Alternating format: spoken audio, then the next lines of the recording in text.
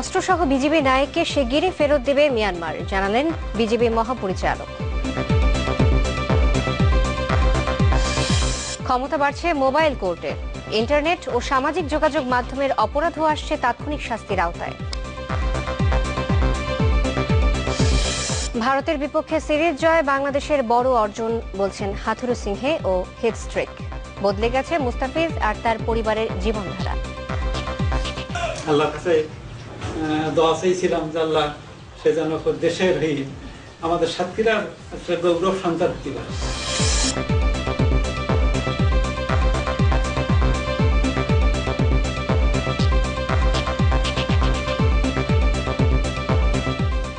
আমন্ত্রণ নিউজ 24-এ আপনাদের সাথে আছি আমি শান্তা শারলিন। আমি রাশেদুর রহমান। শিরোনাম শুনছিলেন এতক্ষণ, পুরো খবরে কিছুক্ষণ আগে পাওয়া খবর, অবশেষে শর্তহীনভাবে অপহৃত বিজিবি সদস্য নায়েক রাজ্জাককে ফেরত দিতে রাজি হয়েছে মিয়ানমার। বিষয়টি নিশ্চিত করেছেন বিজিবি মহাপরিচালক মেজর জেনারেল আজিজ আহমেদ। দু একদিনের মধ্যে দেশে ফিরিয়ে আনা হবে বলেও আশা প্রকাশ করেছেন তিনি। এদিকে নায়েক রাজ্জাককে এখনো হস্তান্তর না করায় সরকারের গভীর উদ্বেগের কথা জানিয়েছেন স্বরাষ্ট্র প্রতিমন্ত্রী। অন্যদিকে সংসদে স্বতন্ত্র সংসদ সদস্য হাজী মোহাম্মদ সেলিম এই ইস্যুতে পররাষ্ট্র মন্ত্রণালয় এবং বিজেপির সক্ষমতা নিয়ে প্রশ্ন তুলেছেন। বাবা দিবসে বাবা হলেও দূরদেশে বন্দী বিজেপি সদস্য নায়েক রাজ্জাক দেখতে পারেননি তার সন্তানের মুখ। তবে নানান জল্পনা কল্পনা শেষে 6 দিন পর পাওয়া গেল রাজ্জাককে ফিরিয়ে আনার আশ্বাসবাণী। শর্তহীনভাবে তাকে ফিরিয়ে দিতে রাজি হয়েছে মিয়ানমার।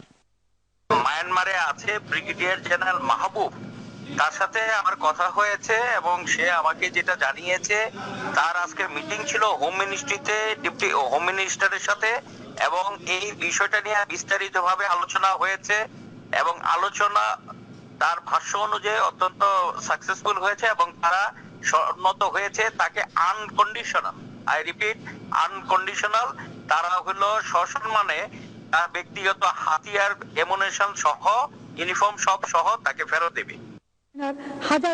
এদিকে সংসদে বাজেট অধিবেশনের প্রশ্নোত্তর পর্বে হাজী সেলিম হাতকড়া পরা রাজ্জাকের ছবিকে পুরো দেশের হাতকড়া পরার সাথে তুলনা করেন। সমালোচনা করেন নায়েক রাজ্জাককে এতদিনেও ফিরিয়ে আনতে না পারায়। রাজ্জাককে হাতকড়া পরে নেই, 16 কোটি বাঙালিকে হাতকড়া পরিয়ে রেখেছে। বর্ডার গার্ড বলতে কোনো শব্দ নাই, আর এই বর্ডার গার্ডে কোটি কোটি টাকা দেওয়ার পর বর্ডারে তারা কি কাজ করছে?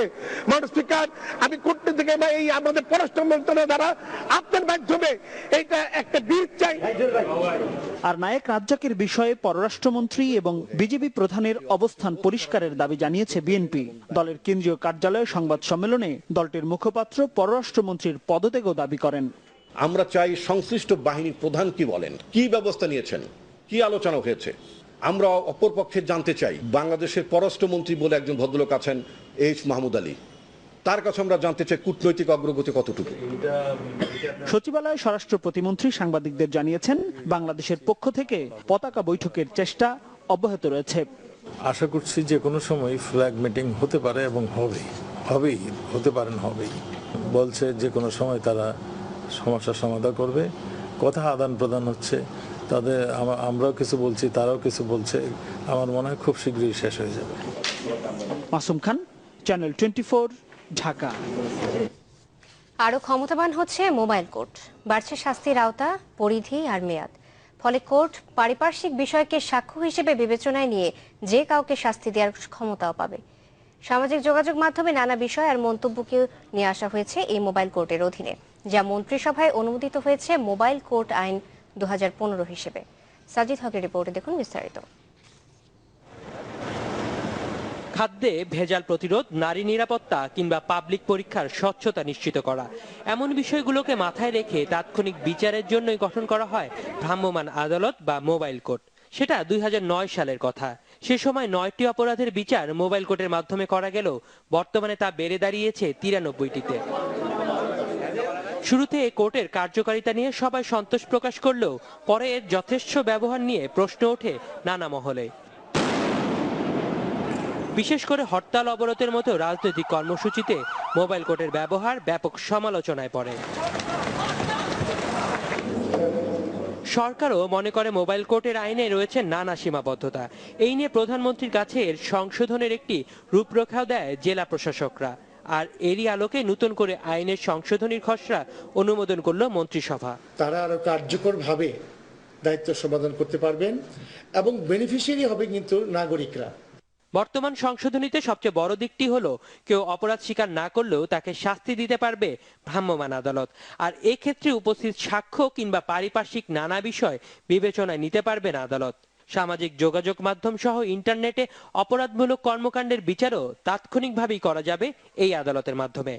অপরাধের ক্ষেত্রে দোষ স্বীকার করলেই যে কোর্ট নমনীয় হবেন এমন কোনো নিশ্চয়তা নাই, কিন্তু অনেক ক্ষেত্রেই দোষ স্বীকার করলে কোর্ট একটু নমনীয়ভাবে সহানুভূতির সঙ্গে সিদ্ধান্ত নেন।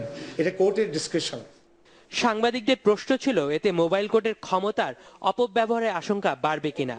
মন্ত্রিপরিষদ সচিবের সাফ জবাব, জনগণের নিরাপত্তায় সবকিছু করতে প্রস্তুত সরকার। অ্যাকজুরি ম্যাজিস্ট্রেসি কোনো অবস্থাতেই জুডিশিয়াল ম্যাজিস্ট্রেসির সমকক্ষ হবেন না, এবং জুডিশিয়াল ম্যাজিস্ট্রেসির যে ক্ষমতা বা কর্তৃত্ব বা স্বাধীনতা বা তার যে সেপারেট স্ট্যাটাস এটা কোনো ক্রমেই ক্ষুণ্ণ হবে না। তবে এই বিচারের বিরুদ্ধে কেউ সংক্ষুব্ধ হলে প্রতিকার চেতে পারবেন উচ্চ আদালতে, এমনকি বিচারকের বিরুদ্ধেও করতে পারবেন মামলা। খসড়া আইনটি সংসদে পাশ হবার পরই তা কার্যকর হবে। সাজিদ হক, চ্যানেল 24, ঢাকা। আগামী 1 সেপ্টেম্বর থেকে জাতীয় পরিচয়পত্র নবায়ন, হারানো কিংবা নষ্ট হওয়ার কারণে নতুন করে পেতে হলে 100 থেকে 1000 টাকা ফি দিতে হবে। দেশে প্রায় 9,62,00,000 ভোটারের ক্ষেত্রে এই নিয়ম প্রযোজ্য হবে। নির্বাচন কমিশন এ সংক্রান্ত প্রজ্ঞাপন জারি করেছে। প্রজ্ঞাপন অনুযায়ী জাতীয় পরিচয়পত্র নবায়ন করতে 100 টাকা ফি দিতে হবে, তবে জরুরি ভিত্তিতে যদি আপনি চান তাহলে খরচ করতে হবে 150 টাকা। হারানো কিংবা নষ্ট হওয়ার কারণে নতুন পরিচয়পত্র পেতে প্রথমবার 200 টাকা, দ্বিতীয়বার 300 আর পরবর্তী যে কোনো পর্যায়ে 500 টাকা দিতে হবে। এখানেও জরুরি ফি যথাক্রমে 300, 500 এবং 1000 টাকা। তবে প্রথমবার সব নাগরিক বিনামূল্যে পরিচয়পত্র পাবেন। ব্যক্তিগত ফি 1 সেপ্টেম্বর থেকে কার্যকর হলেও সরকারি সংস্থা আর বিধিবদ্ধ কর্তৃপক্ষের সঙ্গে নির্বাচন কমিশনের চুক্তির এককালীন মাশুল এখন থেকেই কার্যকর হবে। এক্ষেত্রে নিবন্ধন তথ্য যাচাই এবং তথ্য সরবরাহে কমিশন এককালীন 5 লাখ টাকা ফি নেবে।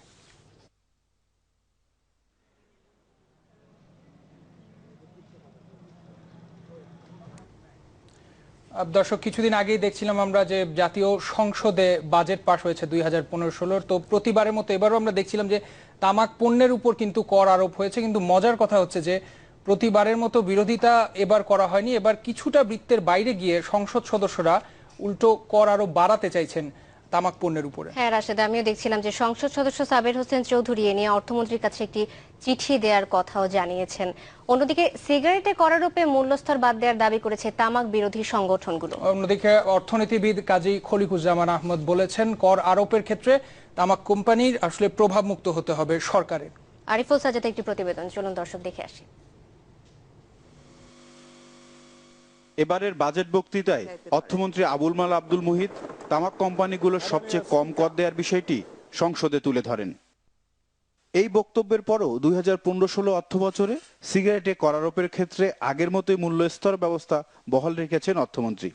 এমনকি 4টি স্তরে তথা ব্র্যান্ডভেদে সিগারেটের সর্বোচ্চ 5% এবং সর্বনিম্ন 2% দাম বাড়ানোর প্রস্তাব করেছেন তিনি।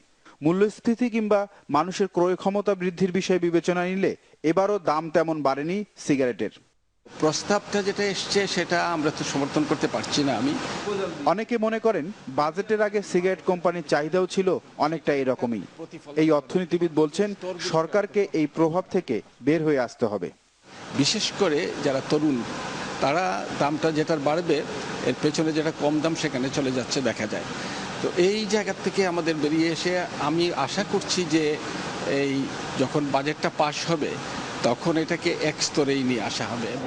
এদিকে তামাক পণ্যে কর প্রস্তাবের ক্ষেত্রে আরো দেখা যায় 100 টাকা বিড়ির দাম বাড়ানো হয়েছে মাত্র 3 পয়সা। ধোঁয়াবিহীন তামাক তথা জর্দা, গুল, সাদা পাতায় কর বাড়ানোর প্রস্তাব করা হয়নি। জনস্বাস্থ্যের জন্য হুমকি এইসব পণ্যে কর আরো বাড়ানোর বিষয়ে এবার প্রথমবারের মতো সোচ্চার হয়েছেন সংসদ সদস্যরাও। ইতোমধ্যে কয়েকটি তামাক বিরোধী প্রতিষ্ঠানের সাথে মত বিনিময় করেছেন তারা। সিদ্ধান্ত হয়েছে একটি তামাক বিরোধী জাতীয় মোর্চা গঠনেরও। আর তামাকে কর বাড়াতে শতাধিক সংসদ সদস্যের স্বাক্ষর সহ চিঠি দেয়া হবে অর্থমন্ত্রীকে। ট্যাক্সটা এমনভাবে সেট করতে হবে যেন মানুষ এটা থেকে সরে আসে। বিভিন্ন দেশের পার্লামেন্টের আন্তর্জাতিক প্ল্যাটফর্ম আইপিইউর সভাপতি বলছেন, তামাক পণ্যে কর বাড়াতে এবার সংসদে আলোচনা করবেন তারা। যারা সংসদ সদস্য তারা কিন্তু এখন মোটা এই বিষয়ে একটা অবস্থান নিচ্ছে, এবং আমাদের যে বিভিন্ন স্থায়ী কমিটি যারা চেয়ারম্যান আছে, যেমন তামাক কিন্তু শুধু আপনার, আমরা সংসদে আমরাও সংগঠছি, এবং আমরা অতীতে যেটা হয় নাই কখনো, এইবার আপনি সেটা একটা বড় আকারে দেখবেন। তার মতে জনস্বাস্থ্যের জন্য ভয়াবহ হুমকি হওয়ায় অন্যান্য ভোগ্য পণ্যের চেয়েও তামাকে বেশি করারোপ করা উচিত। আরিফুল সাজ্জাদ, চ্যানেল 24, ঢাকা। এদিকে স্বরাষ্ট্র প্রতিমন্ত্রী আসাদুজ্জামান খান বলেছেন, সরকারের পাশাপাশি জনসচেতনতা বাড়িয়ে সামাজিক বিপ্লবের মাধ্যমে দেশকে তামাক মুক্ত করতে হবে। বাজেট অধিবেশনের প্রশ্নোত্তর পর্বে আজ এই কথা বলেন তিনি। রংপুরে, মানিকগঞ্জে অনেক জায়গায় তামাক চাষ হচ্ছে, সাধারণ ধান চাষ বাদ দিয়ে তামাক চাষ করছে। এইটাকে এক নিয়ন্ত্রণ করা যায় কিনা, এটার একটা আমি মাননীয় আপনার মাধ্যমে মাননীয় কৃষিমন্ত্রীর কাছে আবেদন রাখবো যে এই জায়গায় নিরুৎসাহিত করা যায় কিনা এই তামাক চাষ। তাহলে আমরা এই তামাকের ট্যাক্স বাড়াই আর যাই বাড়াই এইখান থেকে আমরা নিয়ন্ত্রণ করতে পারবো বলে আমি আশা রাখি। খেলার খবর, ক্রিকেট প্রসঙ্গ। ভারতকে টানা 2 ম্যাচে হারানো বাংলাদেশ ক্রিকেটের সবচেয়ে বড় অর্জন বলছেন কোচ চন্ডিকা হাথুরু সিংহে আর হিট স্ট্রিক। বোলিং কোচ স্ট্রিকের মতে শক্তিশালী ভারতের চেয়ে সব দিক থেকে এগিয়ে ছিল বাংলাদেশ, তবে আত্মতুষ্টিতে ভোগার সুযোগ নেই বললেন স্ট্রিক। একই সাথে মুস্তাফিজের আরও পরিচর্যা প্রয়োজন বলে মনে করেন জিম্বাবুয়েরই সাবেক অধিনায়ক। টানা 2 ম্যাচ জিতে খোশ মেজাজে টিম বাংলাদেশ। বাসার পথে মুমিনুল, মাঠ থেকেই ঘরে ফিরেছেন সাকিব মুশফিক, ভোরে ছুটি নিয়ে চলে গেছেন মাশরাফিও। হোটেলে বাকিরা যারা ছিলেন সময় কাটিয়েছেন আলস্যে। বৃষ্টি দিনে মনের সুখে গা ভাসিয়েছেন নাসির সাব্বিররা। বাংলাদেশের স্বর্ণালী কীর্তির সঙ্গী হতে পেরে খুশি হেড কোচ আর বোলিং কোচ। ভারত কত ভালো দল এসব বলে লাভ নেই, বাংলাদেশ আসলেই ভালো খেলেছে, তবে আত্মতুষ্টিতে ভোগার কোনো সুযোগ নেই। Big achievement for Bangladesh cricket. That's good. I did not celebrate. Yeah, I went to sleep too late. Flat উইকেটে 4 পেসার, সাহসিকতা আর মানসিকতা। অধিনায়কের পাশাপাশি হিট স্ট্রিককেও এর কৃতিত্ব দিচ্ছেন সবাই। কিভাবে এমন উন্নতি? রাতারাতি এই উন্নতি নয়, ছেলেদের সাথে দীর্ঘক্ষণ কাজ করেছি। সম্ভাবনার সাথে অর্জনের কখনোই মিল ছিল না। এখন সেই দলটিরই আর এক জয় মন ভরে না। ঢাকার ক্রিকেটে